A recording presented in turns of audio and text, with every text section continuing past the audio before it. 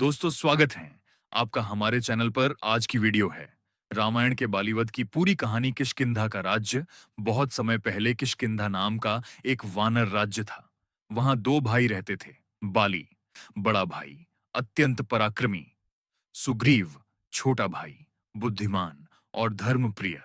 बाली को इंद्र का वरदान प्राप्त था कि जो भी उसके सामने युद्ध करेगा उसका आधा बल बाली में समा जाएगा। इससे बाली अजय हो गया था। भाइयों के बीच गलतफहमी। एक दिन मायावी नामक राक्षस बाली से बदला लेने आया। बाली और सुग्रीव दोनों उसे पकड़ने गुफा में गए।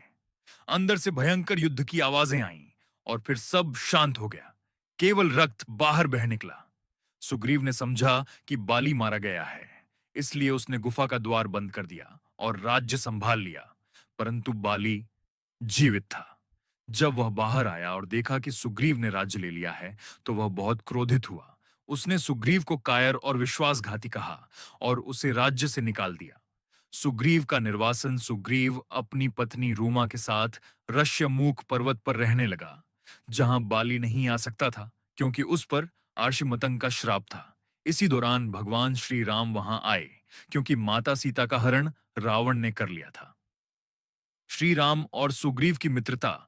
हनुमान जी के माध्यम से सुग्रीव और श्री राम की मित्रता हुई। श्री राम ने सुग्रीव जी से कहा, मैं आपकी सहायता करूंगा और आप मेरी। मैं आपका राज्य लौटाऊंगा। आप मेरी सीता को खोजने में मदद करेंगे। फिर एक दिन श्री राम जी के कहने पर सुग्रीव ने बाली को युद्ध के लिए ललकारा। जब युद्ध शुरू हुआ तो राम जी दूर पेड़ के पीछे से छिपे रहे, क्योंकि दोनों भाई एक जैसे दिखते थे। पहली बार श्री राम जी ने नहीं मारा, ताकि वे पहचान सकें कि कौन बाली है और कौन सुग्रीव। दूसरी बार जब युद्ध हुआ तो राम जी ने देखा कि बाली सुग्रीव को निर्दयता से मार रहा है। राम जी ने अपनी दृष्टि से पहचान की और तीर चलाकर बाली को घायल कर दिया। उसके बाद बाली का प्रश्न जब बाली घायल पड़ा तो उसने श्री राम जी से कहा, हे रघुनंदन, आपने मुझे छिपकर क्यों मारा? क्या यह एक क्षत्रिय का धर्म है? श्री राम जी का उत्तर। श्री राम जी ने अत्यंत शांत स्वर में कहा, हे बाली, अपने अपने ही भाई की पत्नी को बलपूर्वक छीन लिया, जो अधर्म है। आप एक राजा होकर धर्म से भटक गए। मैं पृथ्वी पर धर्म की रक्षा के लिए आया हूं। अधर्मी का वध मेरा कर्तव्य है, चाहे वह मनुष्य हो या वानर। आप योद्धा हो और मैं राजा। प्रजा के पाप को रोकना मेरा धर्म है। श्री राम ने आगे कहा, मैंने छिपकर इसलिए मारा क्योंकि आप अजेय थे। आपके सामने कोई नहीं जीत सकता था। धर्म की रक्षा के लिए नीति के अनुसार यही मार्ग उचित था। बाली का पश्चाताप और मोक्ष। बाली को अपने कर्मों का बोध हुआ। वह बोला, प्रभु, अब मैं आपको पहचान गया हूं। आप स्वयं विष्णु हैं।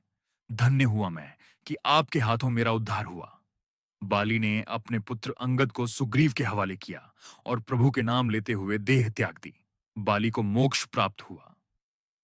सारांश संदेश। श्री राम ने बाली को छिपकर नहीं, नीति से मारा। धर्म की रक्षा और अन्याय के अंत के लिए कभी-कभी नीति युद्ध से भी बड़ा धर्म होता है। श्री राम जी का उद्देश्य बदला नहीं, बल्कि धर्म की स्थापना था। आपको वीडियो अच्छी लगी तो लाइक करें और सब्सक्राइब जरूर करें। आपका धन्यवाद।